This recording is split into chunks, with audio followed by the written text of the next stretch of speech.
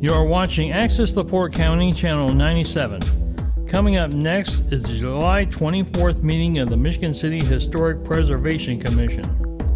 You can find more information for this meeting at www.accesslaportecounty.org. So I will call the meeting to order.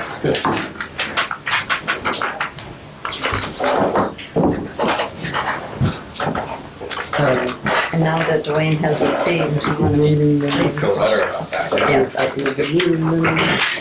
Here's a copy of the meeting minutes. What'd you do at the fair? I had COVID. I had COVID the whole week. I think these, It worked out. gotcha. Okay, are you ready? Joyce Dalton, Present, Dan Grenquist, Here. Dwayne Hurt, Here. Lawrence Zimmer, Here. Roger Potrax, Potrax. Amy Bowman, Gigi, Gigi's supposed to be here, but she said she might be late. okay, Jonas Zimmerman, Greg Coulter is here, and then Deb and Kyle. Here. Okay. Okay, everyone have a chance to look at the agenda? May I have a motion to approve? I'll make a motion to approve the agenda for today. Have a second? I'll second. All in favor, aye? Aye. Opposed, same. Thank you. Okay, then we will move right along.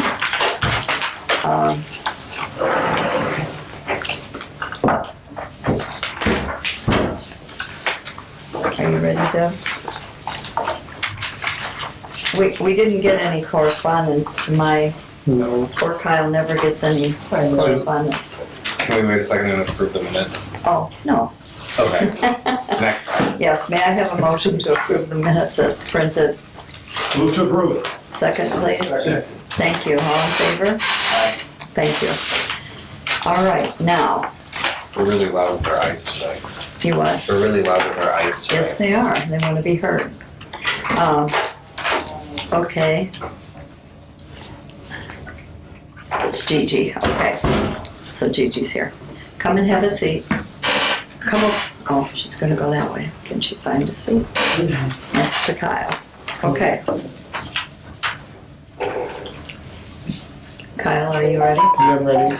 So our first COA maintenance review is COA 2023-049.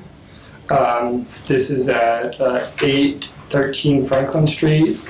This was a replacement of a metal lintel. This lintel has been in place probably since the building was originally constructed, and over the last 110 years, almost 110 years, it has deteriorated to the point where necessary repair and replacement needs to be made to continue to reduce the bowing of the outer wall. So something pretty necessary. Okay. Yeah, I can talk a little, it's my building. I know. I can talk a little bit more about it. They didn't want weatherproof it or weather seal it correctly way back then, but it's lasted this long. It's right above the glass, the storefront glass is a standard I-beam spanning the 20 foot. And on top of that sits a steel lintel which holds the brick. But that steel lintel is what is rusted over the years, and when steel rusts, it expands, and it pushed just a little bit not enough to crack the brick, but it's obvious, and it hasn't really been too bad yet because it hasn't bothered the windows above, which were new when I bought the building back in 2002.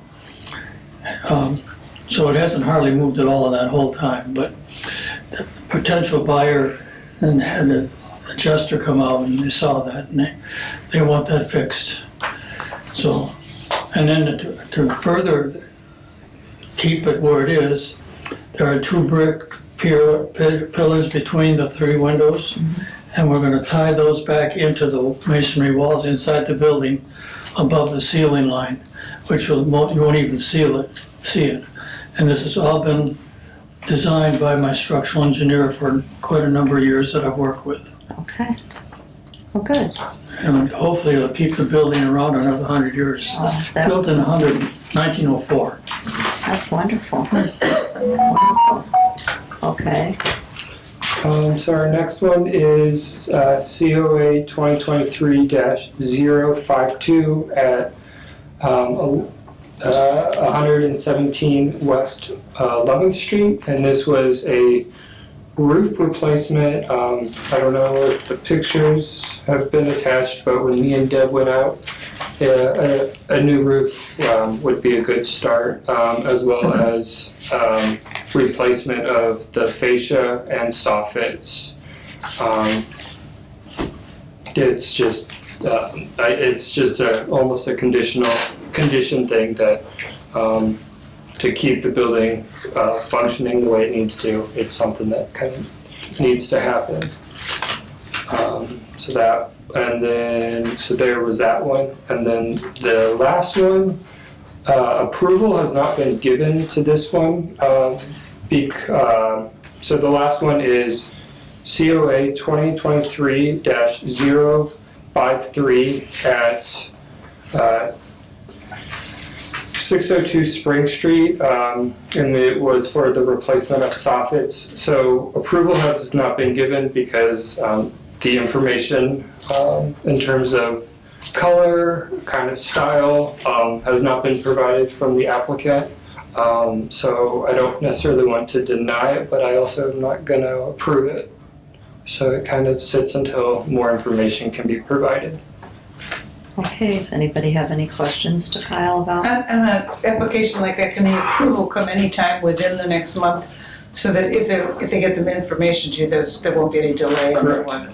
Correct. That's good. Any other questions? Okay, we're gonna move on to the COA.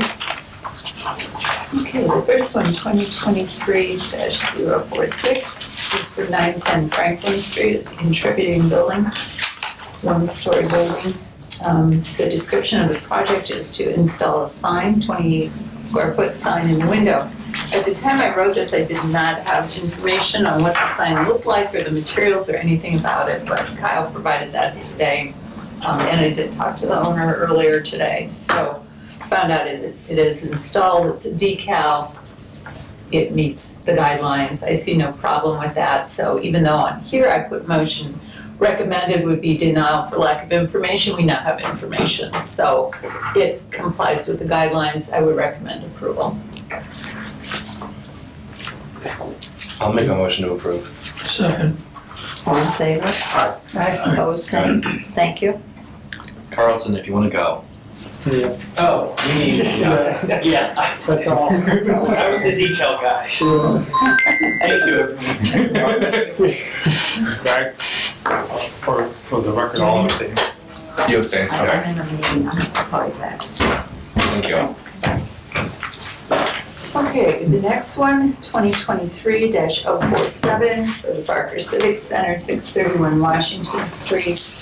This is actually for the garage on the side street, not for the house itself. The project is converting the existing street side garage to 2 ADA restrooms and a prep kitchen for events. So, Andy is going to tell Andy's us. going to talk to Hello, us. I'm Andy Skia from Marcos Electric. I don't know if you got the packet that I emailed Kyle and Deb. So we have the state construction design release here, and then we have all the blueprints. So what we're looking to do, as we talked about briefly, this would be the formal request we talked previously, is to convert that existing garage that was just used for storage into a men's ADA restroom, a woman's ADA restroom, and a prep kitchen for when they have events there, so they can just warm food and do some dishes or whatever outside without having to take everything into the lower level. So we have the state release back, the official blueprints back, so we were just here to ask your permission to proceed, hopefully. Anyone have any questions? Is that the restaurant? Used to be a restaurant across the street. Yeah, it used to be, I was just curious. yeah, it still is, The right? stairs come up? No, No? we're talking about behind The Barker Barker Mansion. Oh, Mansion. behind the Barker Mansion. Just Oh, west. It was a bar, Okay, yeah. That's Now one they they gotta refurbished zoom and then out. now they're talking about the garage. yeah, okay. You should have gotten pictures of it. Yeah, there should be a There few were drawings with the drawings. application, Yes. that were attached. It doesn't have them, I have mine here. so. If anybody wants to see it, he has So you it. got state approval then, right? Yes. Yeah. Thank you. Okay. Yeah, that's the magic paper right there.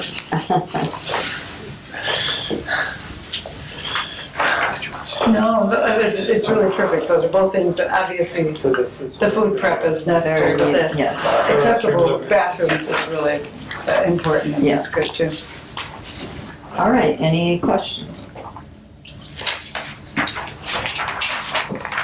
Do we have a motion to approve? Motion to approve. Second? I second. All in favor? Aye. Aye. Opposed, same. Thank you. Thank you very much. Thanks for continued work here. Yeah, keep that fourth Monday open. I'm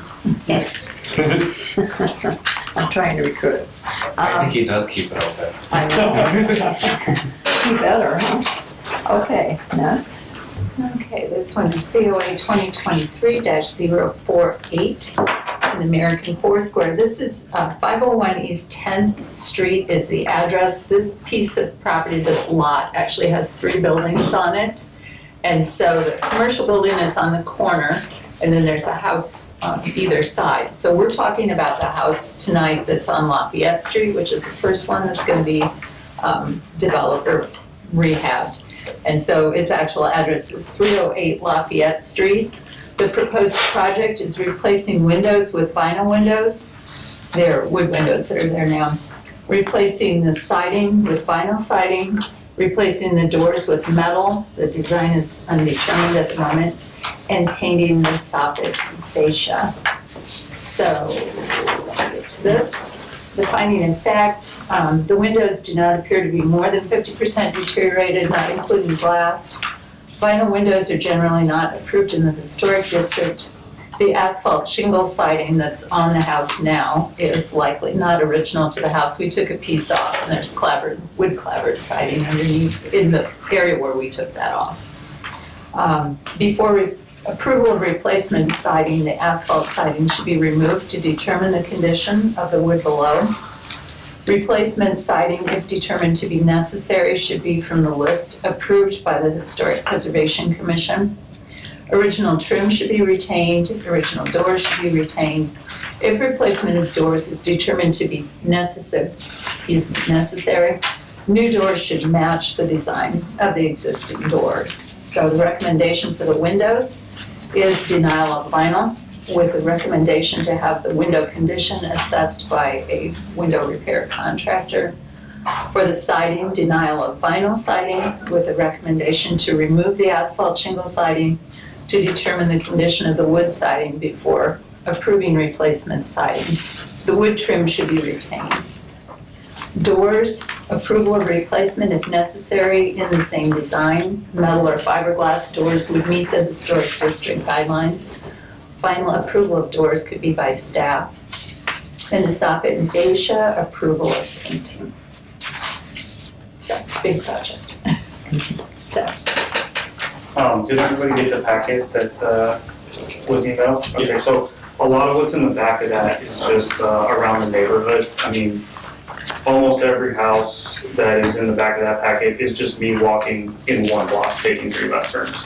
So vinyl siding in that neighborhood is not very uncommon. We didn't know we bought in a historic district, which I now know is also not uncommon. It seems like that happens a lot. There's that problem again. I mean, this is also a 2-unit. I don't know if that's mentioned. It's an up and down, one stairs go up, stairs go down. So it's not a single family home. It's also vacant and it's in really bad condition. It's falling apart basically. I mean, that tar stuff it's all hitting and falling, and I mean, the way we budgeted for this property with vinyl, and that's what it really comes down to. I mean, composite windows are triple what vinyl is, are as are wood. And as far as the windows being salvageable, I thought when you two were out there, you and my partner, you had sort of said, yeah, these are kind of shot, but maybe I was. Some are, but I don't think the majority are. There were some, so I would agree So that there's a lot- some. Identify yourself, but Oh, I'm just. sorry, Andrew Burns, yeah. So you're the property owner, I own There's- with Aaron, the corporation owns the property. okay. And this is an investment property, you're not, It is. you don't plan to move it. Yeah, It's an investment to have rental residential. oh yeah, yeah, and I mean, I don't know how familiar everybody is here with that corner. It's a huge eyesore, and it seems like that's kind of a problem corner as far as the community goes as well. It's not bad, it's begging to be better though, is the thing. It's so close to being really nice people in there, really nice houses. The one across from us they redid, the one on the other side they redid. I mean, it's coming up, that neighborhood's coming up. But as it sits, is a vacant 2-unit building with a bunch of broken out windows, and we want to fix them, and we want to do it within our budget, within our parameters. So I'm assuming when you went through the realtor, they did not tell you that you were in a historic district. So after the meeting, we'd like to know the name of the realtor. Because that's been a big issue with us for probably Yeah. the last 8 years. Yeah, I actually was, I was streaming a video of this meeting on the way here to see how it would kind of play out. And yeah, that was one of the first things that came up was someone applying for a pergola, and they were like, we didn't know. No. So, yeah, we didn't also know. We don't want to go and make it look new construction. That's also not the goal. We'd like to keep it looking as historic as possible.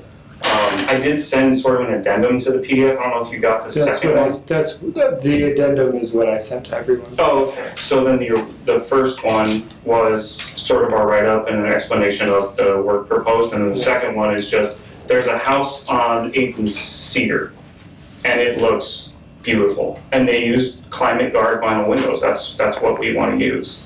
They used all composite for the porch, I think, that decking. And that's not, I think our porches are just paint. But I mean, we're not trying to come in and make it look like new construction, modernize anything. But as far as the windows and the siding go, we simply cannot afford. It's just too cost prohibitive to go with wood windows and refinishing, and not to mention they're all single pane glass, and you saw that almost none of them have glass in them anymore. They're all Yeah.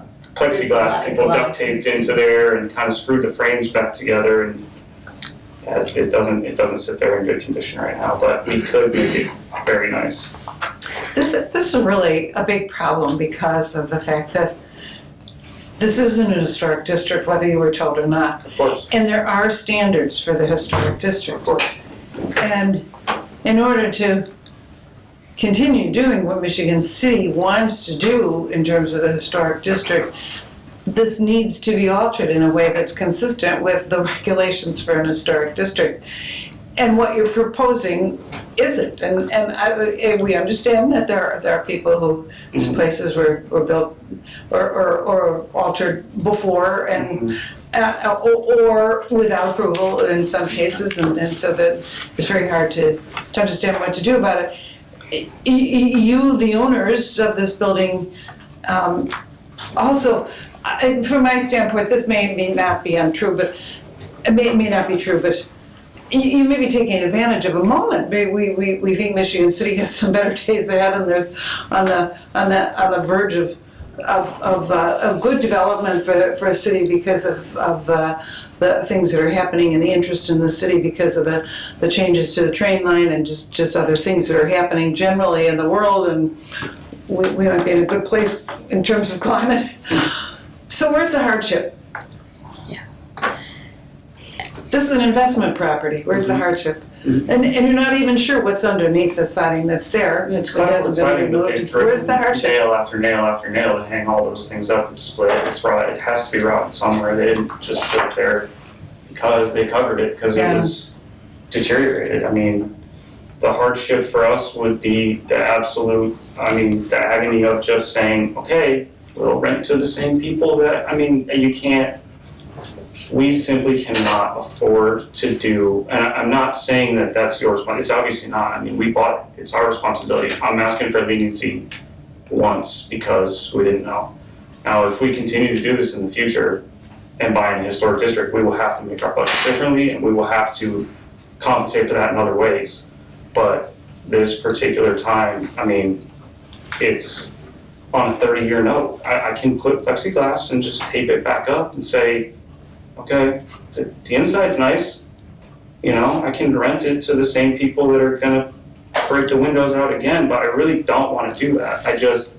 I'm in such a hard spot, and I know my partner feels the same way because we don't have deep pockets. We're not some big company. This is me and him going all in to make this work, and we can't if we have to spend $700 on a window instead of 3 or 4. It just won't work. And the same with the siding. Well, perhaps you need to think about phasing the work then, doing it over a number of years. The situation that we are in is that if we open this door of granting one approval for vinyl, then what's next? The next person's gonna come in and ask for the same thing, and then suddenly our standards don't mean anything, they're just out the window. So we understand you're in a tough spot, but I think you're gonna have to knuckle down and do more research, find some windows that you can afford that are appropriate, and perhaps phase the work over a period of years, and just keep chipping away at it. So did you get the addendum where I was comparing the climate guards to the Pellas, the climate guards to the approved Anderson E series? No. They look. I'm not defending everyone around you, but the sad thing is, most of those people that own those homes are not from town. They do the work on the weekends, and there's no inspectors, no one to go out and check anything. I know that. And that makes it bad This on all of one, us. this one on 8th and Cedar though, they did it beautiful. There's no way they did that without your approval, or I would be so surprised. They got our approval. Oh, okay. Absolutely. Exactly, and Yes. they used vinyl windows, so the situation that you were asking about me finding myself in is the one that I'm in now. But they also had vinyl windows there when they bought the Yeah. house. They replaced Okay. vinyl with vinyl, so that would be the big difference. That was- between the yeah, two. I know And what they house you're used talking LP about, Smart side. Yeah. Because the siding underneath was terrible. And we don't know, your siding maybe too. I know that asphalt shingle stuff needs to go. Yeah, I it's- don't argue with that, that's bad. Have you looked at the smart siding? PLP? Yeah, I'm not sure, we didn't price that out, but just, work with it. We'll be amenable to something that can, I don't know how expensive it is what I'm trying to say. And I don't know if it's an option where we can put it kind of over what's already there. They'll probably go against me, but I live in the neighborhood, so I'm all for beautifying my neighborhood. They know how I stand on it. I say, let them put the vinyl in and let's be done. I appreciate that. I just with that argument, I understand where it starts, but it's not it's an inferior product. I get what you're saying. So long term, I get what you're it's saying, but not that nobody. in 10 years the windows will need to be replaced again. And that may be- Vinyl is not a I'm good really product. hoping, may I address that particular Well, thing? wait, I might have cut you off and I wanted to. I'm saying, no one is offering money to help do these projects. We have no money anywhere to do these projects. I'm on this board to help the people that are trying to beautify this neighborhood, that got stuck like I got stuck, that had no clue about what this thing is. So you all decide the way you want, but that's how I'm gonna always think, is that we need to do something to get this neighborhood up. Well, we over the years have tried to make adjustments to the standards for the windows and I haven't priced them in a long time, so I don't know. Well, there's one We on did there, the the colors clad except wood fine. windows, which I think were supposedly, Roger, you may be able to speak to this, a little more than vinyl, but it's not as expensive as well-ground wood windows. The vinyl clad wood windows. So the, Yeah, but there's composite windows out there too that are less costly than wood. well, that's one of my misunderstandings possibly with the approved list, because the composite windows, some of them that are approved look identical to vinyl. It's just whether or not it holds heat as well, whether or not it lets as much sound through. I mean, a vinyl window looks exactly like a composite one. It's just a trim level up. That's all it is. If the last page of this supplementary packet is the one that I'd really like to point out, because what they did on that house that you approved it for is they framed it with that faux wood trim, and it keeps some semblance of a historic look, and also allows for vinyl windows. But you see, I don't know if you listened to what Deb said, this house had vinyl windows in it when. I understand that. That's why he was allowed to And it replace didn't it. have any trim, No. well, most of the windows didn't have trim, so this is. So ours we can save. Thing is, Yeah. ours are double hung. I mean, you won't know if they're wood or vinyl until you get right up next to them. And we have all the trim that we would like to save. We have all the posts in between the windows that they used to do. We want to save. We're not asking to modify anything about really the appearance. It will still look almost identical. I mean, Well, the other thing is, it's sure looks is important, but we're trying to stick to some semblance of historic integrity. I understand. So vinyl is not historic. I mean, there's composite, so, I mean, composite is not either. Yeah, but it's closer. It's The other just, Are you talking about the profile and like the thickness of the members? It's not just talking about the material. I think the biggest thing that we PVC look is at not with historic composite material. is the expansion contraction rate on composite is closer to that of wood. It's better than vinyl, so we have less issue with seal failure. Mhm. So with vinyl, there's a big problem with seal failure. so I do like So- what she said a couple minutes ago. We sort of got off topic, but I 100% agree with you. Vinyl does not last like wood, like composite. It doesn't.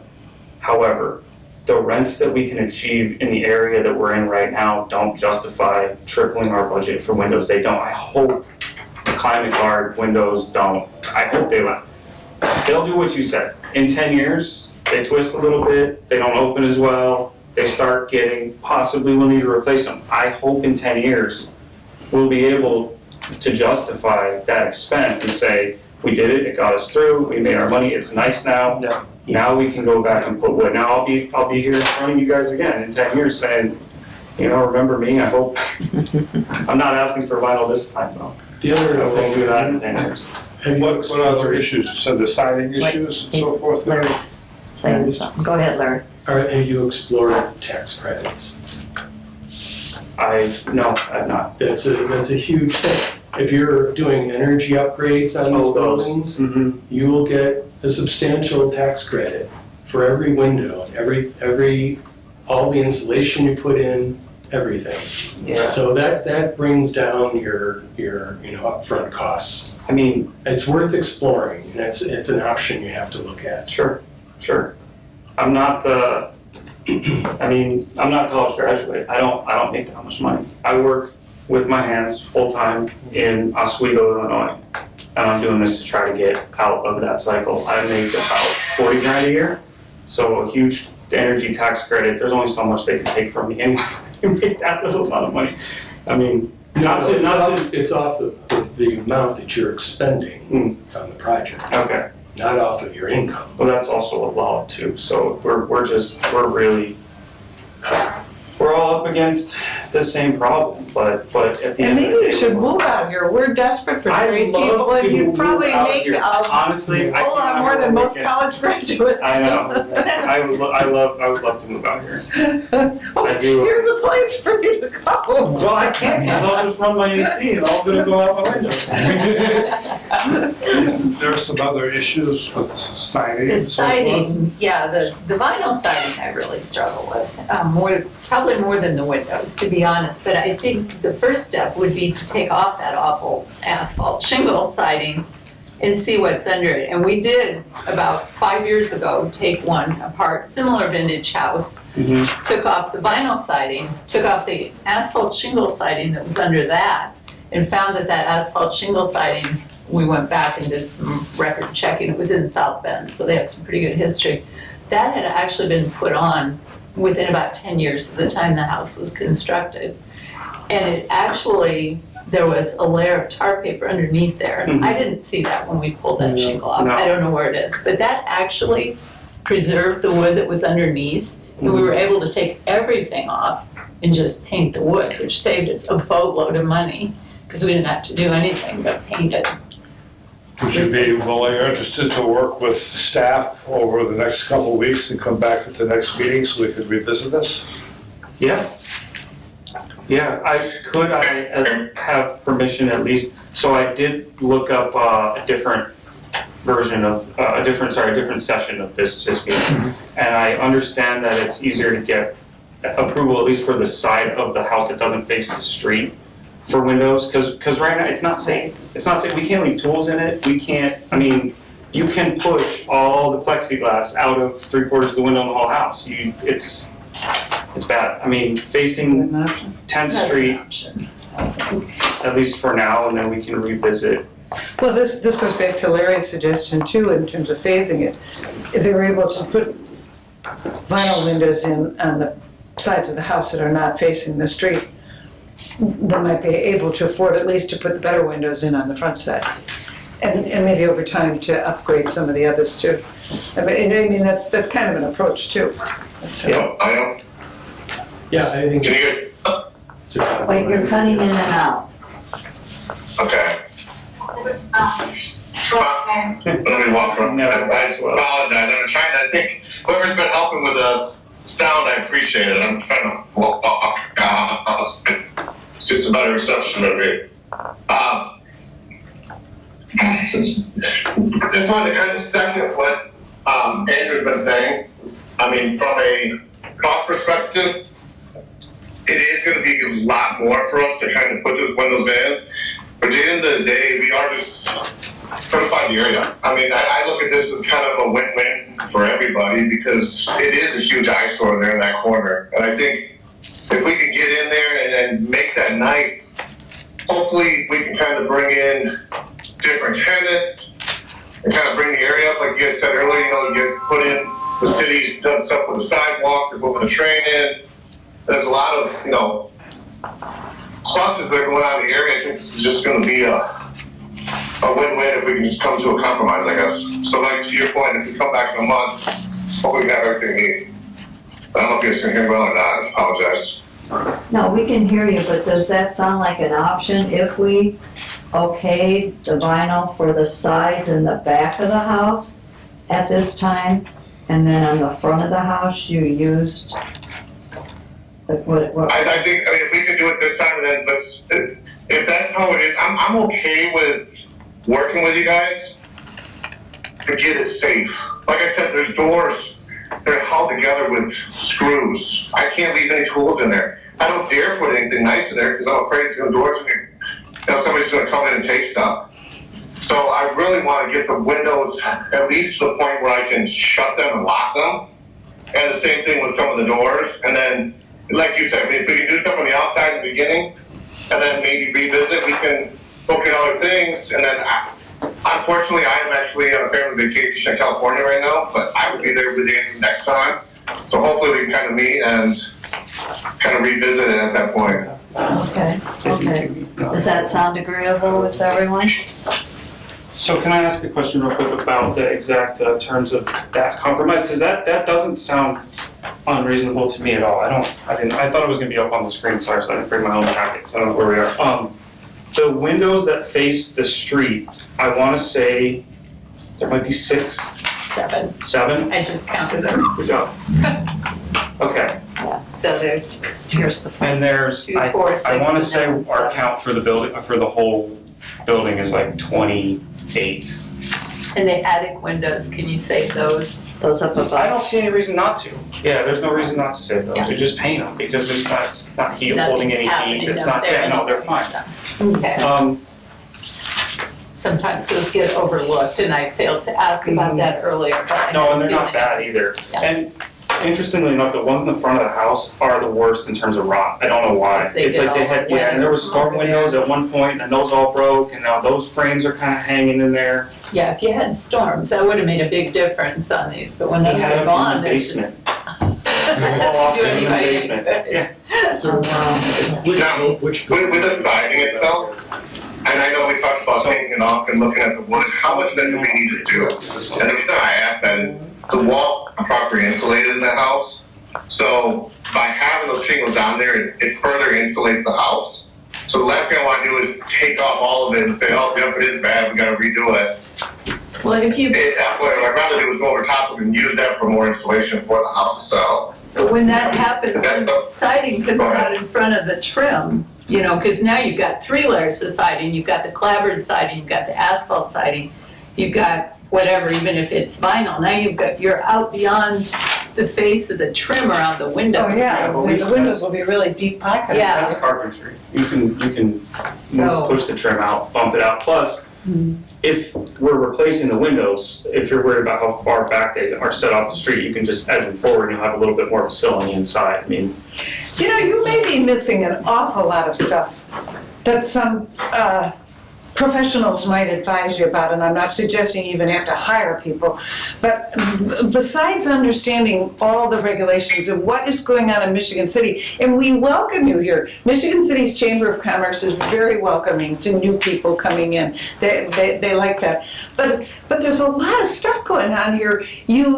There's all this energy stuff, and to talk about insulating by layering on all kinds of extra layers on the outside of the wall is kind of not the best way to do it. You introduce lots of airflow and things like that that undermine. Insulation belongs properly in the wall, and the right kind of insulation. And as Larry was saying, there are benefits to that. You might even get some tax breaks. There's a whole lot of stuff here that could really benefit you as well as you benefiting Michigan City if you kind of put it all together.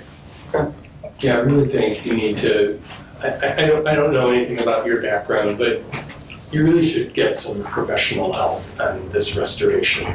yeah, I've done 3, he's done 3 or 4. My mom's flipped houses since I was a kid. My dad's been in real estate. I'm pretty well trained up. But this is a new world. I have my own construction company and remodeling company. Well, pay attention to the insulation. Pay attention to the. Conservation is key right now. Okay.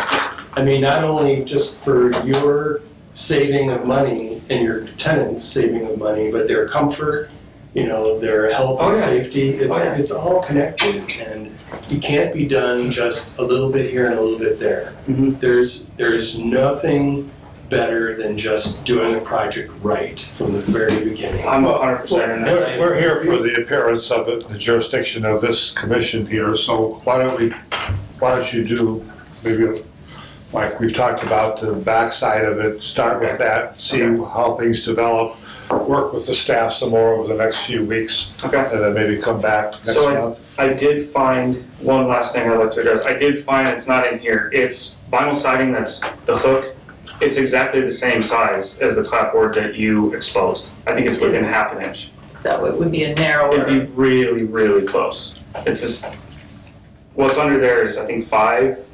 Is it that wide? Yeah, and ours is, and the stuff I found is 5 1/4 or 4 3/4. I can't remember. It's within half an inch.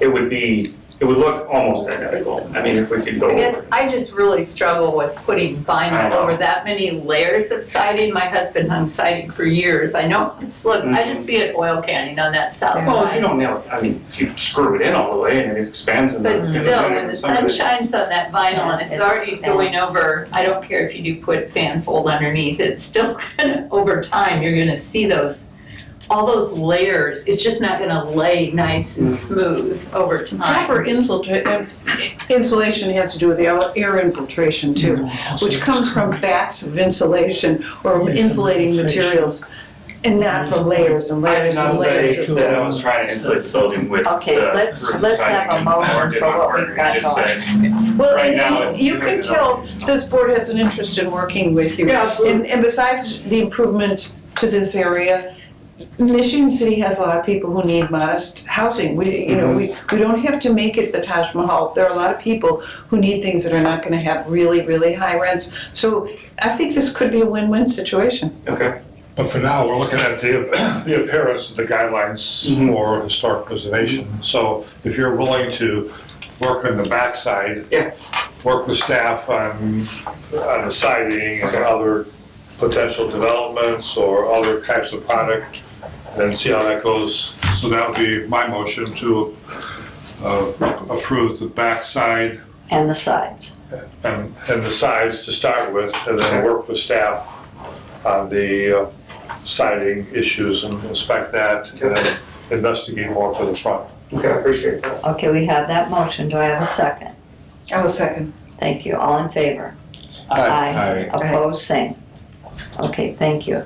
Thank you. And like I said, any questions, be sure to contact Kyle, or you can even contact Deb. Okay. Because, To approve doors. Thank you. what? The doors, was that approved or not? No, right I now, didn't address the doors. Okay, so Yeah. we're only, all you approved was vinyl windows for the back and sides. right. And that's it. And then they're going So to do I have work to with come you. to this again next month and do the Right. same The thing rest over of again? Okay. And then, I think the doors we really need to focus on now, because we can't even lock them. I can't do nothing in the house, I can't put it, Yeah. I mean, the doors we'll use, I forgot about that. very, very similar, but I need to make them so people That's can't why I break in. brought that up. Thank you, I because appreciate that. I Jeff. feel So like. they have been replaced with metal, all but one. And the one, I think Yeah. that's at the bottom, again, it's got a piece of plexiglass, like taped into it. You can just push it right out. is step that the over back into door or? That is the front door This is going. back side door. How many doors are there? There's gonna be one, on the first floor unit, there's one in the front and there's one to the back porch. On the second floor unit, there's one to the front and then there's one coming down from the back porch. Now, the one going into the first floor unit on the front of the house has already been replaced with a metal door. It's fine, nothing wrong with that. The one going out to the back porch that faces the alley has been, the door, someone kicked it in. The door jam's gone, they're screwing it in with the little thing to keep it from opening. That one needs to be replaced, but it doesn't face the street. And What's then the the proposal one, for those doors? Approval of those doors. We don't have a door style or material, so that's why I said staff should be Staff able will, to approve okay. it if you guys would allow replacement, because I okay, don't. so we just submit. Yeah, but you need Just to talk make a to motion Kyle. and vote on that one, so. Okay, But then you got 3 doors in the backside, say, No, 2 doors in the back, 2 doors in the front. but the one door in the front is fine. Yes, 1 door in the front's fine. Staff can handle all of it? Okay, make a motion to approve the doors according to staff. Okay. do I have a second? Second that. All in favor? Aye. Opposed, same. Thank you. So keep in touch. Okay. Just shoot us find what you want and send that to us, and then we can approve that. All right, perfect. Thank you. Thank We're you. certainly interested in welcoming all your improvements, but Yes, it's yes. No, that's, I appreciate it. Thank you. Thank you. Okay. Next.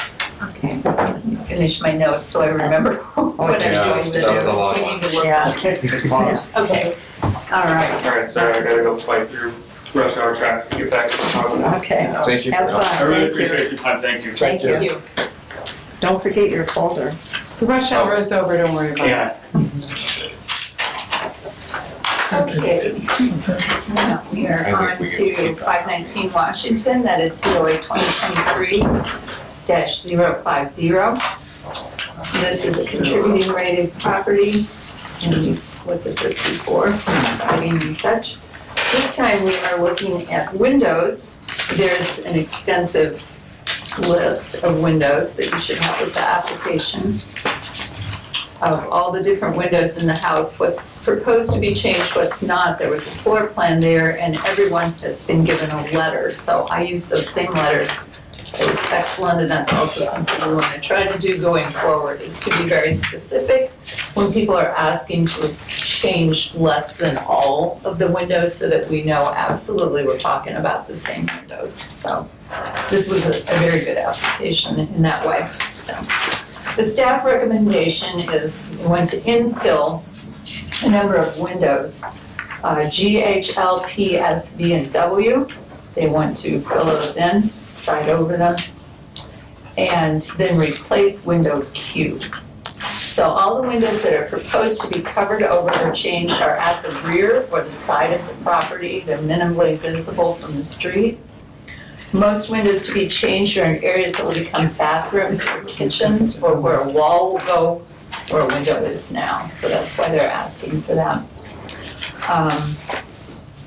When the windows are deteriorated beyond repair, recommended replacements are wood, aluminum, or fiberglass clad wood or fiberglass. There are already many vinyl replacement windows in the house, not all of them, but a lot of them are.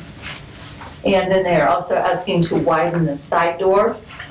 It should be a style compatible with the house and utilize or replicate existing trim. So the motions that I would recommend on the windows, to approve as submitted with the condition the exterior siding is installed with staggered joints to blend the filler opening in with the surrounding siding. And I'm not sure what's happening with the siding on here. I think he's taking the siding off so we can decide what's happening next. But anyway, it needs to be sided over so you can't tell that there was windows there. The replacement windows should be the exact size, type, and style as other windows. Pre-approved window materials are preferred, although vinyl could be considered, as many of the windows have already been replaced with vinyl, especially on the second floor. The door, I would recommend approving widening of the door. The door is only 26 inches wide currently, and that will be the only door to the apartment, so that can't happen. I would put a note of caution on widening the door when those old homes were framed. The lintel or the beam above the door was just about the size of the door. And you need to consider, you'd have to break apart the wall to make sure that the new beam goes across the entire width of the new door. Otherwise, you're gonna have trouble.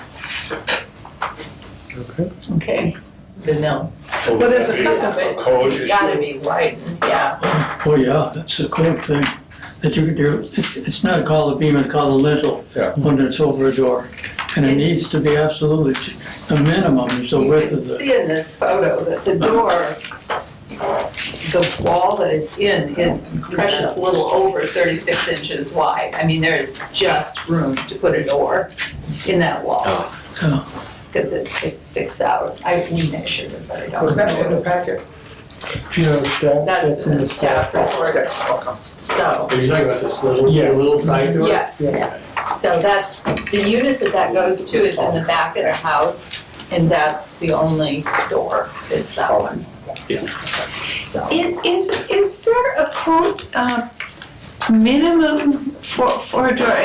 It's not an accessible unit, so it would not be a 36-inch door, but wouldn't there be a code minimum for a door that would be a passage door for a main door to a house? Was it? My understanding is the entrance and exit door out of the house needs to be 36 inches. So if they can't, so that any decision we would make would have to indicate that that this decision hinges on them being able to comply with Right, code. it's gotta be code compliant. Well, and as far as covering up windows, also there are regulations for light and air in spaces, particularly bedroom spaces. And that we could say maybe for certain reasons we might approve them covering them, but if it doesn't comply with the Right, regulations for. That goes with the building department, yeah. So you're just approving what they put I've in front of you. seen too many homes stripped of the framing, stripped of the siding, what have you, to remodel. And you wonder how in the world the house stands together. Wood is an extremely forgiving material, but when you do it, you should do it right. Right. Yeah, true. Yeah, they might even have to put a door in another location if that's not working.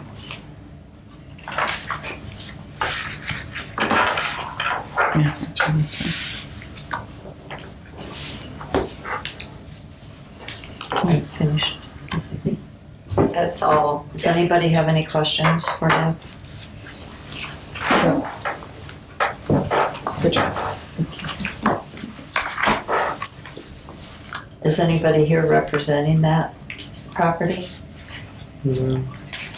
Said he might join by Zoom, but I guess not. If I could for a second, there's another place where this comes into strong effect is the hallway and stairways. They have to be minimum of 3 foot wide. And they should be 3 foot wide inside the railing. But some codes let them go to conclude the railing in at 3 foot. Particularly if it's existing, Roger. Particularly if it's existing. That's right. It just doesn't get dealt with. Yeah. And you know, unfortunately, the homeowners suffer because it's so difficult to move furniture in and out, Right. or potentially to get out in an emergency, but Right. it's not required. And a lot of people aren't aware of these things. Okay, is there any other questions about what Deb just read to us? I wonder if we approve it based on the staff recommendations, if we might just add that there are notably some code requirements for light and ventilation in spaces and for the minimum width of entrance doors, and that Okay, as long as those were followed. but that should be up to the building department. Yeah, that's Well, what it I is, but understood. it just is, But we have to also stay in our guidelines too, so we have to be careful. But if the building department says, no, we need to do something different, they've gotta have a window, or they're just gonna have to come back to us with a new recommendation, you know, if there's no way to work in that door, for instance, Yeah. and meet code, then they're gonna have to find a new place for a door somewhere, and they're gonna have to come back. it's just that in a case like this where we are allowing them to make an adjustment that reduces the number of windows, which I think is always an issue. And if they were replacing it with another, I'd feel differently, but to reduce the windows and then also to be adjusting a door in a space that looks like it might be problematic, it might be worth drawing it to their attention. But you gotta watch the width of the windows in the bedrooms too, that you don't make them too small. This is an egress requirement for windows out of bedrooms. This is one where they're asking to remove several windows or to Yeah. cover over them. And if we are allowing it, it would seem like it would be worthwhile to point out those things that concern us. Just gonna look and see. I know downstairs, there's 2 that are proposed to be covered. Where is it? That's a bathroom there. If there's light and And vent they're requirements. both bathrooms. And then, how do I wanna say this? There's a porch behind it, an enclosed porch, so you've got bathrooms, wall, enclosed porch, another wall. So these windows, so to speak, just go into an enclosed porch. They're not actually to the exterior. But that's floor plan and building code design and stuff, so that's not for us to decide right now. Oh, no, I'm not suggesting that we need to decide it, but because we're suggesting that it's okay for them to do things that we realize may have a code issue, that it would be good to mention that as long as it complies with code. Because I don't remember ever approving stuff like that before. Maybe we have, but it does make me concerned that someone would hang on the fact that we said so and just go with it. Because people don't even always follow along and get all the permits. They do Gigi, I agree with you. I think we can't say that we approve something without qualifying. And as long as we say that it's subject to building codes and inspections, then I think we're okay. But we can't say that we approve it just like that. Well, we can, because that's just the application, that's our jurisdiction. All right, but it doesn't hurt to cover So our. we limit our approval to what's presented, what's our jurisdiction, and we often tell people we have complied with code, so that's fine, I mean, that's a given, that we're not denying or overriding code. It's just that we have so many examples of people who are not always following all codes and regulations and permitting processes. Yeah, we And here we- can't solve all of that, that's, the building department has to take care of that, so we just gotta look at what's before us here. Okay, we need a motion. Well, my motion was to agree with the recommendation of staff, but pointing out that we have some concerns with these 2 issues, and as long as they follow the building code, that we would agree with it.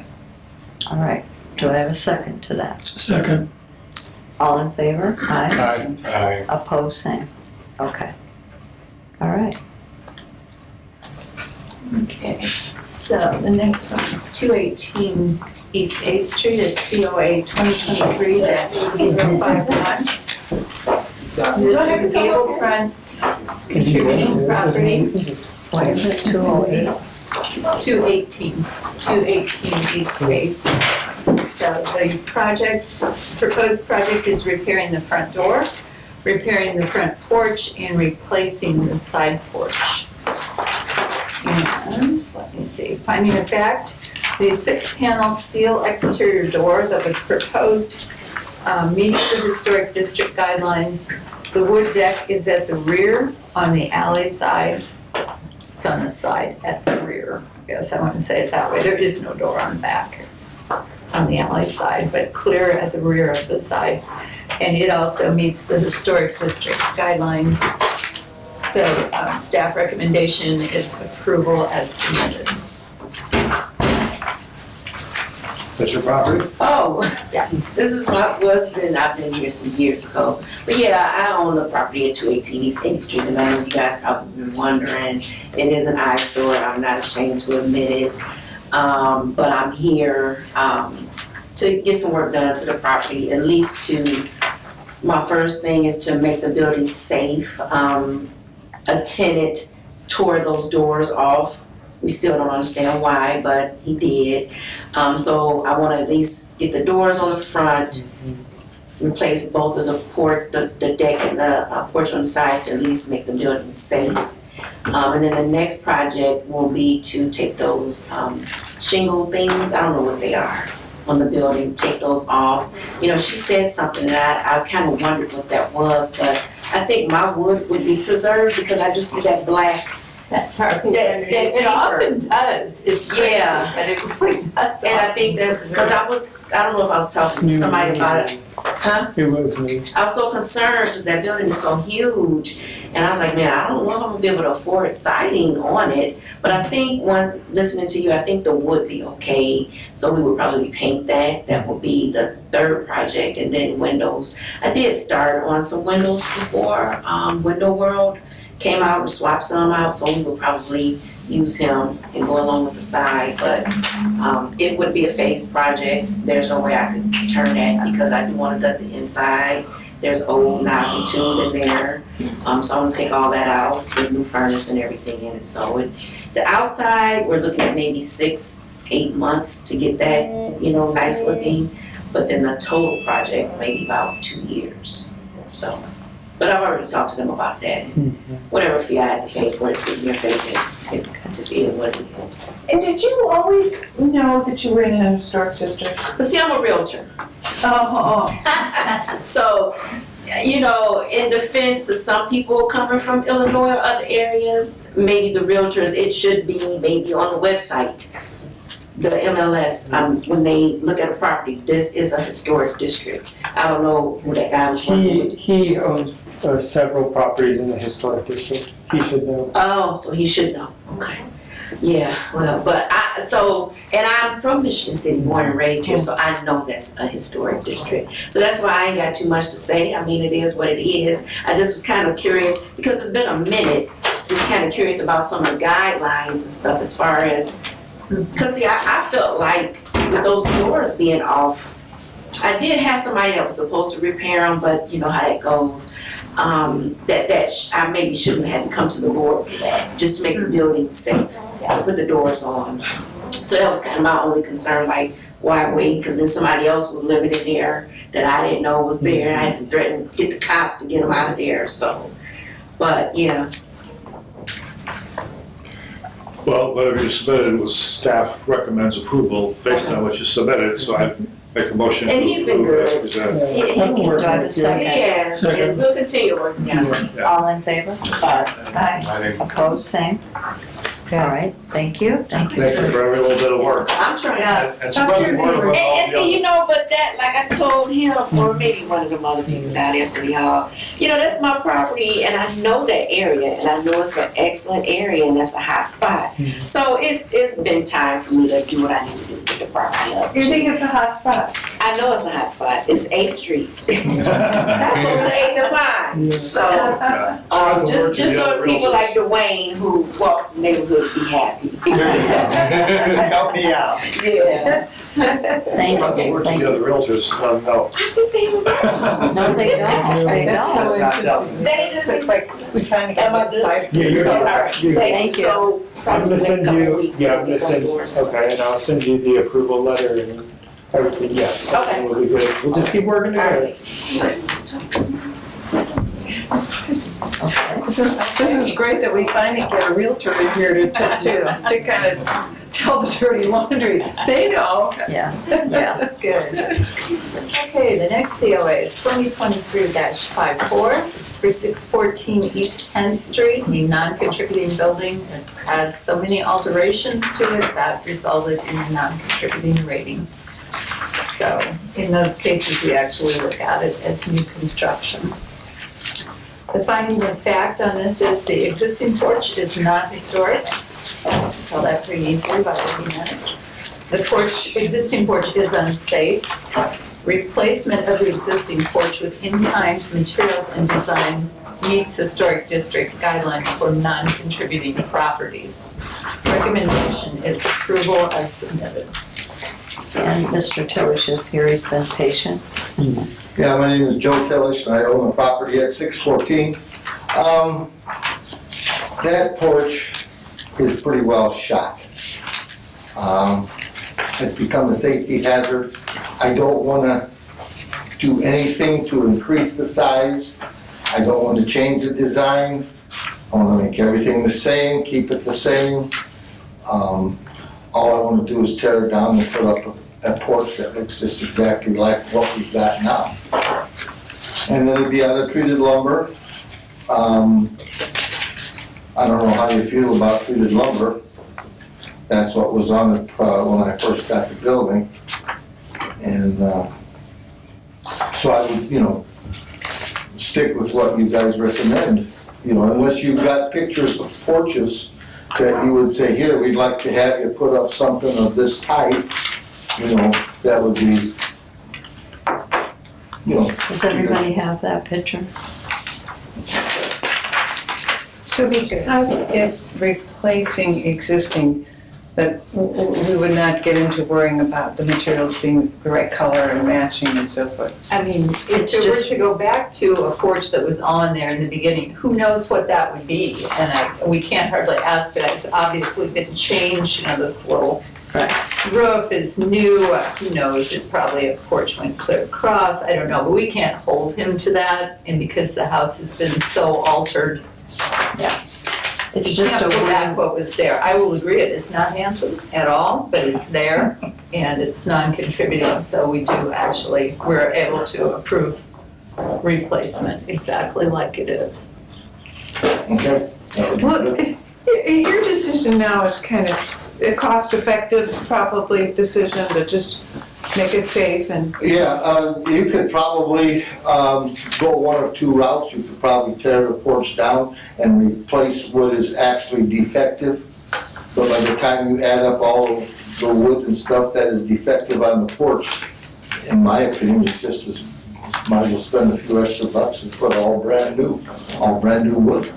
Well, the question I was going to ask you is because we've had all these discussions tonight about people considering this to be an area that's worth investing in.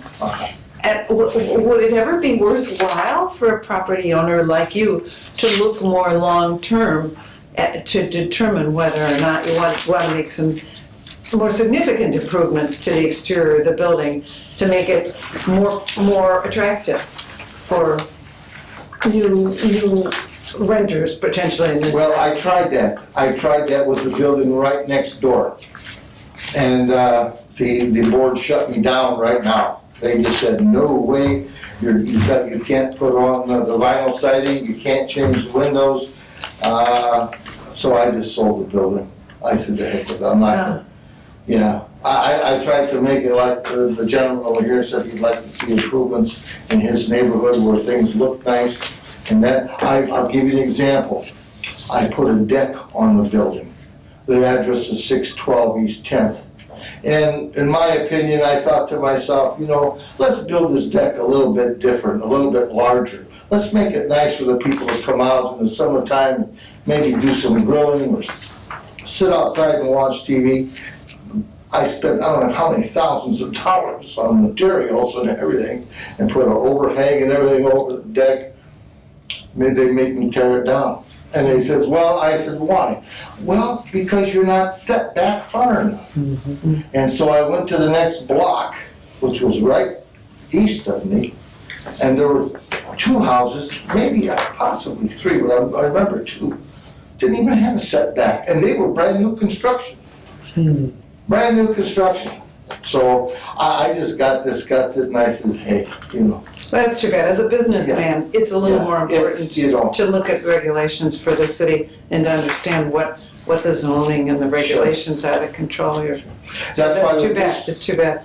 yeah, with this project, I'll stick with what I've got. I'm not gonna expand it, I'm not gonna shorten it, I'm not gonna, you know, just put it exactly the way it was originally. And, you know, but it'll be all brand new, it'll be safe. You know, people can come into the building and leave the building without worried about falling down or, you know, falling through. Yeah. Thank you. Okay. Safe but no cigar. So staff recommended approval as submitted, so I'll make that motion to approve as submitted. Second. All in favor, aye. Aye. Opposed, same. Thank you, Mr. Tiller. Thank you. Thank you for your improvements. Thank you. Okay, on to the last one. Are you sure? I do. 2023-055. This is 514 East 8th Street, a notable rated property. This is actually for the garage behind the house. So the property is a one-story brick garage behind the main house. The proposed project is demolition. Finding of fact, the building has suffered demolition by neglect. The roof is collapsed, the garage door and the window glass is gone, some of it anyway, a little bit of it is there. The possibility and the cost of repair are unknown. Demolition is a last resort. The building has significance as a secondary structure at the rear of the notable rated house. Recommendation is denial of demolition or an extension of the application if agreed to by the applicant until an inspection by a professional can determine the condition and the possibility and cost of renovation can be completed. So I was here in 2018 and that's how it looked in 2018 with the roof on, and absolutely nothing has happened. So now the roof is on the floor. So that's just what happens when properties aren't maintained, so. The structure itself, there is a crack at the rear wall, but I've seen a lot of cracks in bricks. I don't find it that distressing, nothing's bulging, nothing's sagging, but a professional could determine that. Otherwise, the bricks are quite sound. Did you put out there? Yeah, we were in it. And is it two wides of brick? No. So not just one, but 2? I know what you're saying, but I think it's just one if you look. It's pretty much just. Hard to imagine they went that height, which, because Look about when they did it, but look about when they did it. Yeah, it would have to be 2 wides. Oh gosh, You I can't hope so. build a single. Yeah, I mean, it's in there. yeah, put a roof on it, yeah, you're right. It's that probably was- just common brick on the inside. Yeah. Yeah, Yeah. you can look at it and see it's completely 2 different colors. I think it's got these nice jack arches over the openings. I think It's really cool. I I think love if you this got corner. cleaned up- Yeah, it's just. cleaned up all the deteriorated wood, even just take the roof structure off, it could be a cool little garden volley or something, you Well, know? 5 years Just ago, it didn't look preserving all like the that. brick. Yeah. If they'd have fixed it then. Yeah. They just want to tear it down to get rid of it. Because it's not as if they need another. They wanted to get rid of it in 2018, but they never came before the commission, so lack of maintenance has got us here. Yeah. So that's the strategy, is just keep waiting until it collapses. Falls it down on itself and then Brick's pretty sturdy, so it's probably gonna be here, well, the walls anyway, but Do you suppose if they brought in plumbing, could it be a tiny home? Do we allow it would that? be a very tiny home, and it would be adorable, it's got 2 double hung windows, yeah. Could rent that out as an Airbnb in the Yes, backyard. really? in the one picture, there's a nice view of the city building. People looking at it. Okay, So there's no other issue.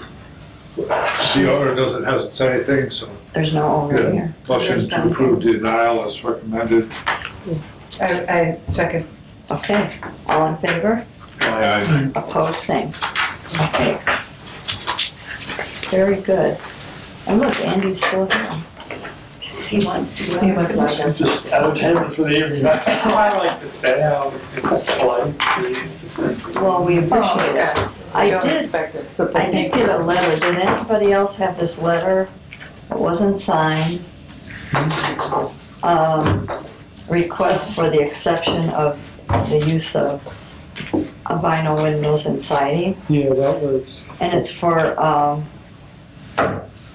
301 East 8th Street. Yeah, that's the one we talked about tonight. The Okay. one off the And they left. never signed it or anything, so, No. okay, all right. Let's forget that then. Okay.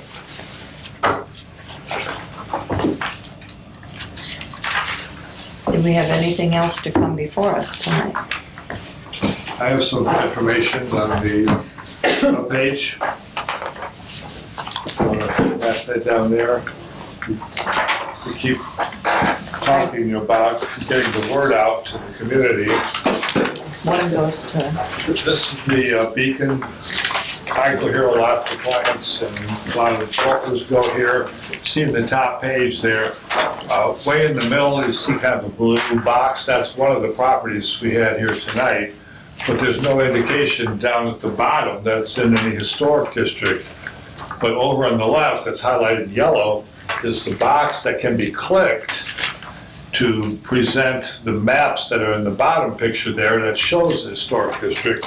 So that's all that's online, but brokers, investors, anybody, they have to know that there is a historic district. They have to click on that box, in the little check box there, to show the map, but it doesn't print out on any reports. So that's the extent of notification to the public, to any brokers. Way over on the right up here, it's hard to read, but there's some links there that will click on to research permits, online permits that are available there. But our COA permit is not included there, so that would be one more little effort to try to present the application for a certificate of appropriateness, to include that somehow in the list of permits that are there. So maybe someone sometime would be curious to click it and come upon it, but just little by little, we're trying to find ways to get the word out. and Kyle, you said, who do we have to contact to see if we can put the lower part of this It'd on? probably be Mike from LaPorte County. I was the one who got the map portion, top as one. you see. Right, And That was me. I emailed him and he said there was there, so yes, that's a big improvement to just get this much here. Yeah. But nobody knows, the way he's got it set up, nobody knows to click the box. so is that something that we need to do, Kyle, or is that something? Someone else could do This is done through LaPorte County, it. though. Yes. Yes. And who's Mike? Mike Minich or Mike Schultz. Mike Schultz? No, it's different. He's the assessor. Don't they have like, some of these are checked automatically, default, right? Sometimes. Not too many Some of unless, those are already. unless the user just repeats setting them up. So you said nothing is checked off at all? Well, they are on my computer, but I don't know if they're default or it's just the way I have it set up when I go to research. Okay, so maybe that's the question we need to ask them.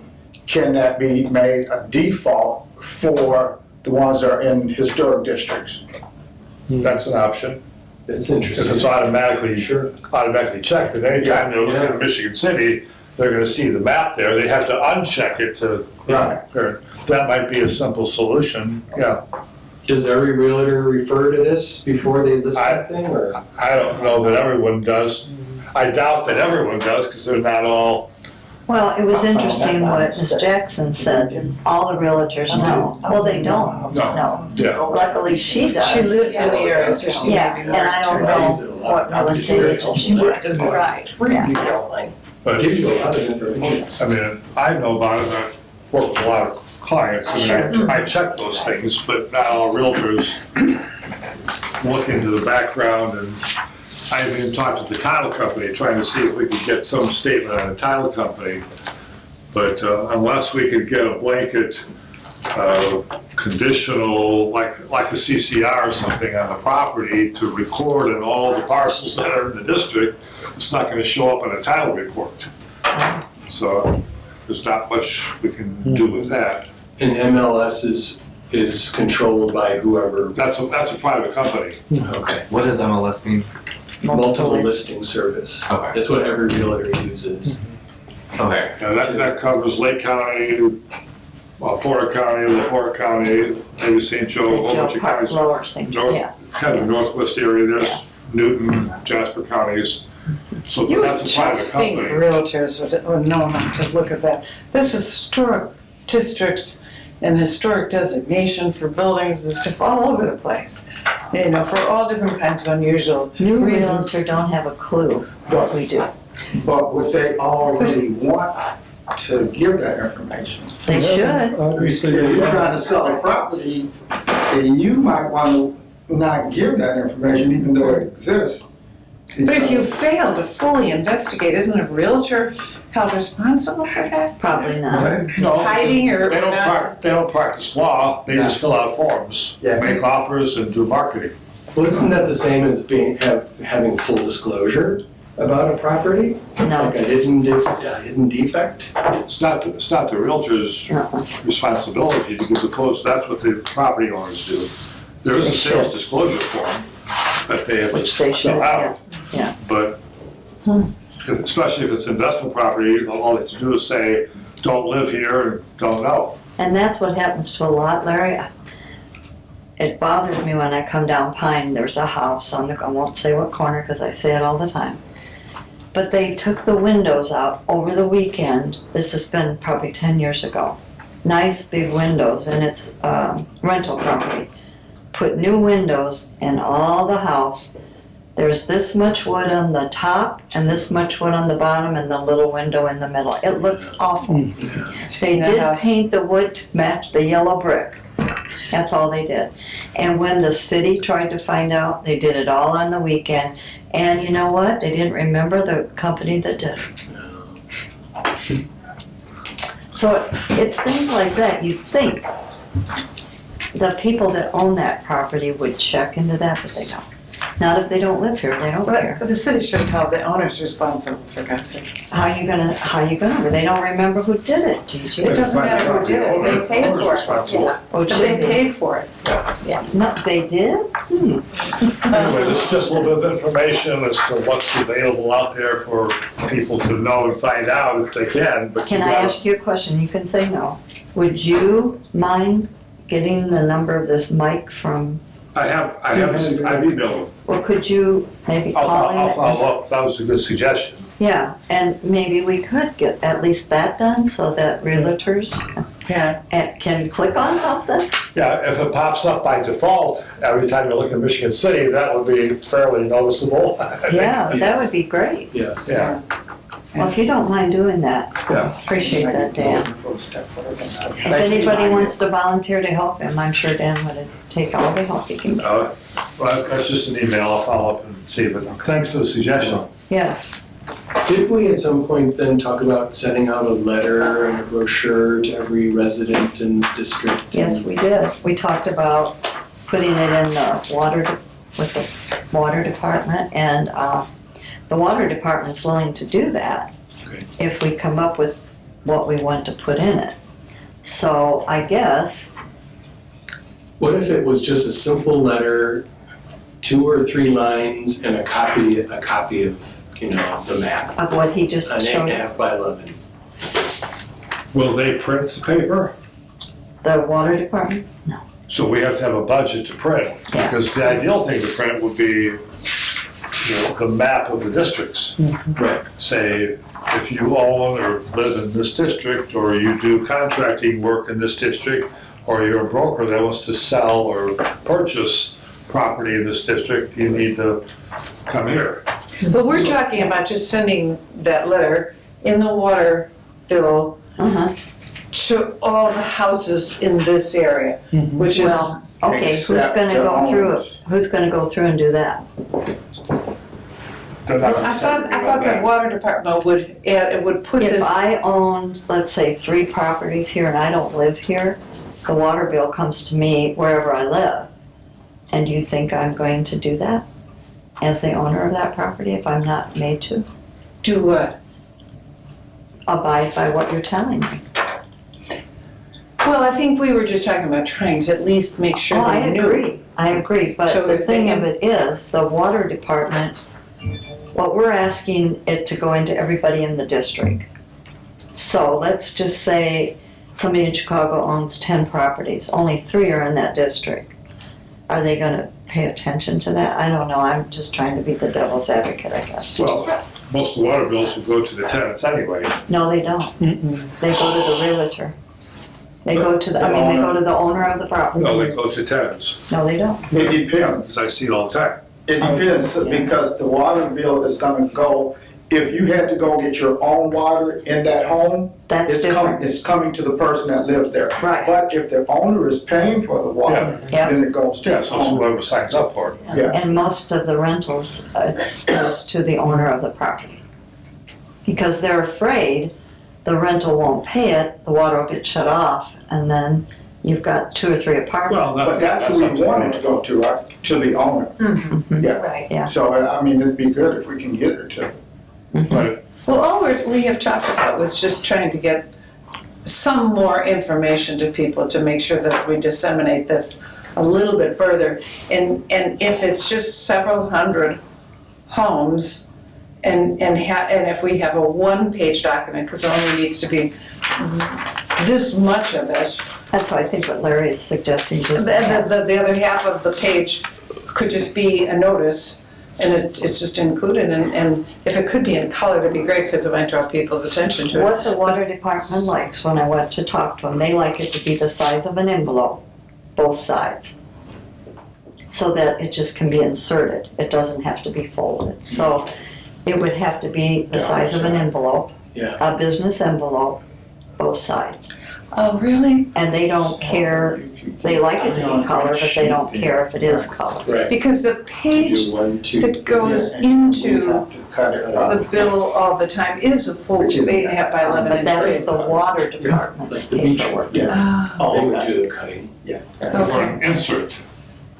Yeah, but for a non-for-profit to put something in the water bill, or anybody, it has to be within their guidelines. And I understand that, easier to slip that in than to fold some. Well, I suppose it's not so terrible to think this thing with something on the other side, but just. And we were saying that you can do 3 on each sheet of paper. And then we just have to cut it, or he said, you can give it to Beecher and they can cut it. 1, 2, 3. And it's on Beecher both would print sides. it. You know how many water bills they send out to the city? Would they really do Do that? I? I mean, you talk to them, did they say how many pieces we'd have to make? I will ask. I will ask. And ask, is there a way that they can segregate it to the districts? Yeah, Probably not. I have that, I have the addresses. I can bring that next meeting. Well, So I what we will, need to say is on the other side of it is something like property owners in this district are In the historic. are in the historic district and are required to comply with Our guidelines. our guidelines. And then if they want guidelines, we could send it directly to Yeah, them. and give them the information about how to acquire Just them. put in the link for where they go online to get it. Exactly. I will ask how many they want printed. And so, It's just one more step effort to try to, Gigi, how about if you come up with something to put on the other side of one of these? Sure, yeah, Okay. sure. So just make sure it fits and, And We'll it'll do be that. 3. yeah, well, we can just, Whatever you come up with, you'll just print it 3 times. Yeah. That's about the size of it. because this is just 2, so we'd want 3. And that's no big deal, we can cut it out and do it And ourselves. actually, this thing that shows the beacon with the thing clicked, just like Dan did it, I think that might make an appropriate back side then. Because it would tell people to go to the Beacon website, look up your address, and find it clicked, and click on Historic District. So you really just need the bottom one. I can redo this picture. Where you click, And figure out the right size for it, yeah, just make it appropriate size and The bottom, yeah, the snip it out. bottom, that'd be perfect, I think. Everybody in agreement with that? Yeah. Yes. Okay, and then I will find out from Mr. Johnson how many we can do. Okay, we got a plan, Well, finally. one little step. That's right. One small step for the historic preservation. There you go. So they can't say they didn't know, right? And then how about also sending that to all the realtors in town? This? Yeah, how difficult would that be? I don't know, I can find out though. When I don't even know who, I'll look it up, but I'll. I mean, there's probably an association, right, of realtors Oh, there is. for this area? Yeah, there is. I don't know who's in charge of it, but I'll find out. There's something for LaPorte County, right? Yeah, 'Cause I would I've really been like part to of it. chat with them. LPCAR, LaPorte County Association of Realtors. Since I've got 2 commissions in the same county, it would be really nice to be able to get in front of all of them whenever that's possible and just let them know, that you guys exist and it's causing a lot of And grief I not could having follow up word with out. them. They have their meetings the same time I have another meeting every month, so I haven't been able to get to their meeting and stuff, so Okay, if you I'll try to want. follow up with them on that. So for the realtors, since we don't want to fold and stuff envelopes, maybe it's the same idea, but it's like a postcard. But, and then the printing, you have the address on one side, and then the type, the Some of text. the realtor offices are in the historic district, so they would likely get something there. So this would be on one side of the postcard, the other side would just have the address with the little text that Gigi is gonna come up with, and it's like a bulk mailing then, right? Yeah. Well, then I will find out from, do you want me to find out from the mayor if we can have a budget for a mailing? And we still have, we are in budget season, so yeah, And we're in election season. we are. Well, we wanted so little, just to print this, several hundred of these. And the one thing, we'd want to have a better quality paper, so it'd be a little more substantial, so Oh, people yeah. might Yeah. take notice of it. Well, what would be nice if we could Card just stuff. use the card Yeah. stuff. Oh, They just take it to a printer and get it printed up. Yeah, We have to provide the, and BJ original is good file. about doing that for Wow, that's nonprofits. terrific. So, so I'll work on a new picture here. Gigi will I'll work on this. contact Mike for the GIS, and I'll contact the LaPorte County Association of Realtors. Okay, I'll wait to hear from you then what we need to do next. Okay, 2 things going here. Yeah. Anything else we need to talk about? We've got the preservation plan on the list there. I don't know if that's something we want to talk about at all or not. We did talk about having someone come to talk to you about what that might look like. That's what I was So- gonna, yeah. Are we interested in still doing that? Yeah, and getting a proposal, right, from. So I talked to Kurt Garner. He did let me look it up, because I'll say it wrong and you'll all just say, what in the world are you talking about? He said, He said, well, he wrote all 3 of the National Register District nominations for here in town, so all of those were from him. And so he's got a lot of familiarity with the historic districts. He said he also did a preservation plan for the WPA features at Washington Park. He's had some experience in town, and he'd be willing to come and just talk about what might be involved. And then you can think about it from there, you know, whether that's something, we've got a lot of stuff, and I don't want to overwhelm people. And just as we're working with some of these larger projects that have come along, we're finding we need to be sure we tighten up our processes here really well. So like the application we got from JP where every single window is numbered and labeled. We need to do that kind of thing. We need to be very specific in our motions, because as we look back, you know, sometimes people say, well, I was approved for this or that. We look back and the motions are very vague that we've had sometimes. So we need to be very specific about what we're approving when we make motions. Okay, would you be interested in having this person come to our next meeting? Because otherwise we're talking about it and we're doing nothing. No, let's just do it. Okay. Are you talking about coming to our meeting or having a public presentation? I think you want to I start think with we it just want to here start with us. and see how you all feel about it. Okay. And then we can go. If you will let us know, then we'll put him on the agenda. Yeah. So what's And then his- you might ask, would he rather be on the beginning or the end? Okay. We I can will do that. So do you have his name and position information? He, Yeah, I've got Kurt Garner, he'll be at the next meeting on here. Kurt with a K. Kurt with a K. And then I also wanted to bring up this is Roger's last meeting with the historic, and he thought he had his building all sold, and then he had to get this extra stuff done, but hopefully it will go through and you can move on your way. And The truck is coming on the 28th of August. oh, so you got a month to start getting everything. Well, we have started. I know, I heard. I'm sure you've heard it said before, when you go through the things you have stored for so long, getting ready to move, you look at them and say, why have I kept some of this? There's some 4th and 5th grade school stuff that I've got. Because you could. You Well, just know you're never not take the gonna, time to do anything with it. you're not gonna do anything, but you don't wanna throw it away. You know, we'd like to get the building sold first before we sell the house.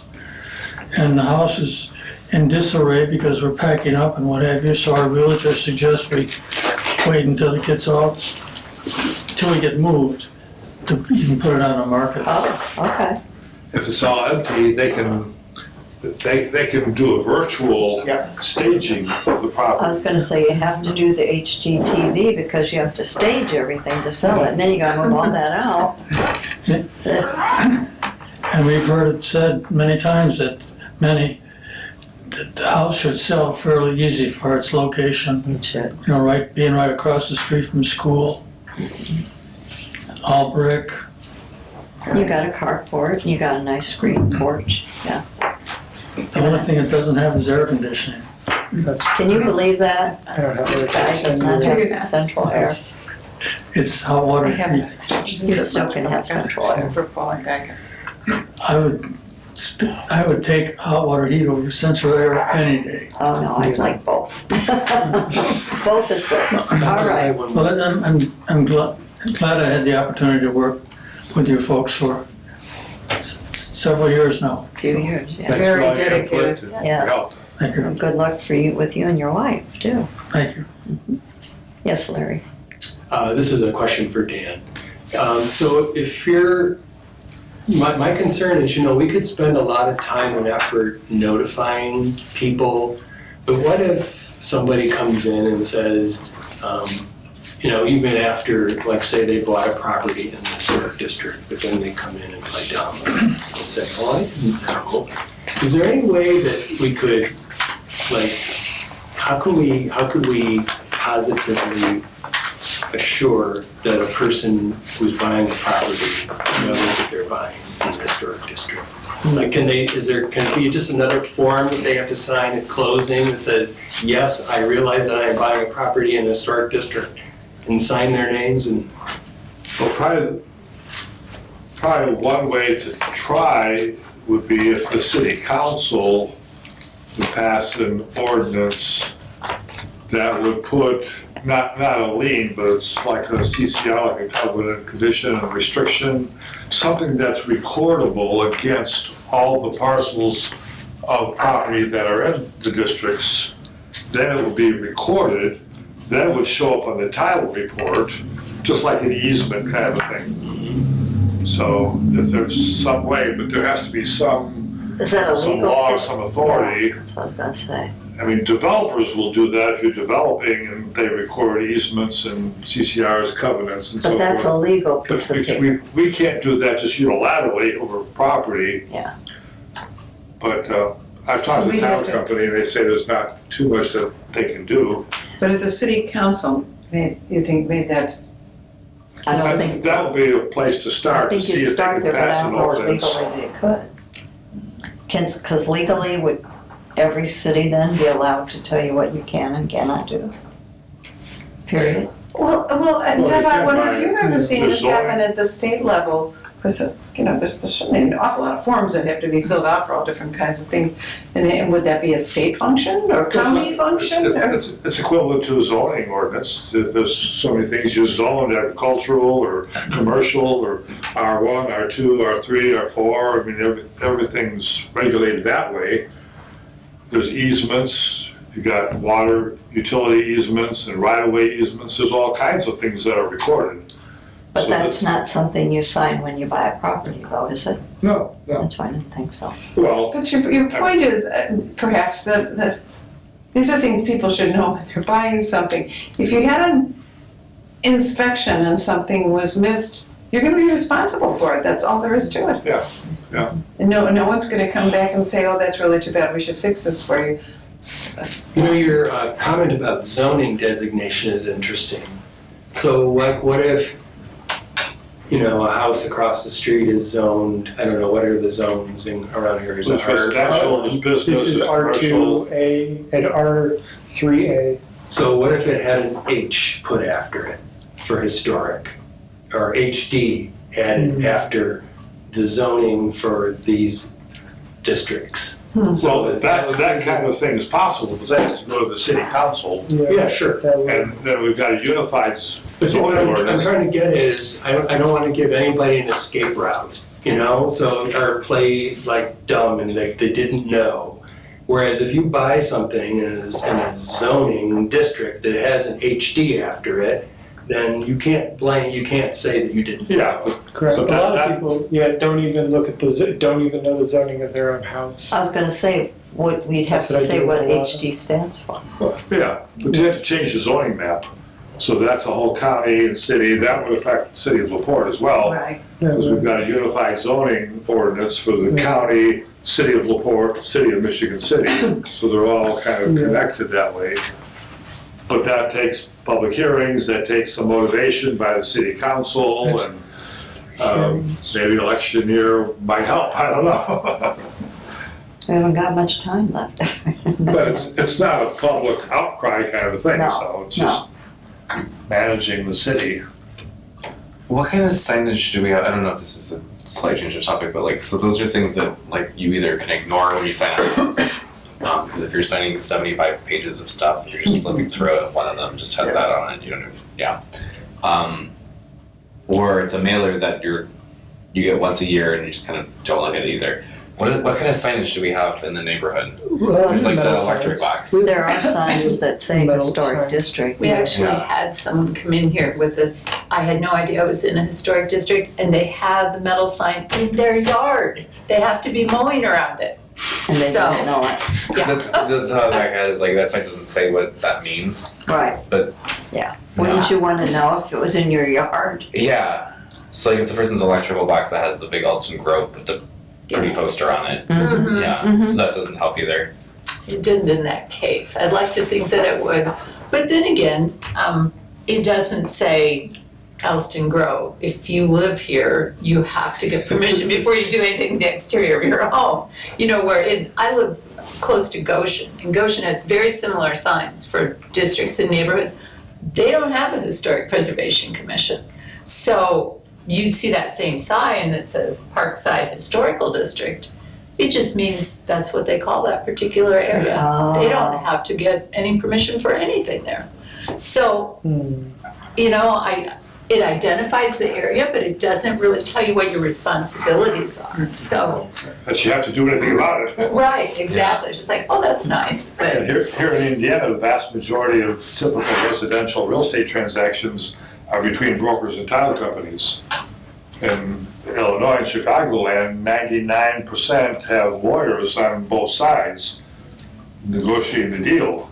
But there aren't too many of that happening here in Indiana. It's just an interesting distinction in the custom of sales. So brokers don't know, attorneys are not involved for the most part unless it's commercial or something. Interesting. Good idea, Larry, but All right, on that quiet note, I make a motion that we adjourn. do I have a second? Second. All in favor? Aye. Thank you. Thank you, everyone. Andy, thanks for staying.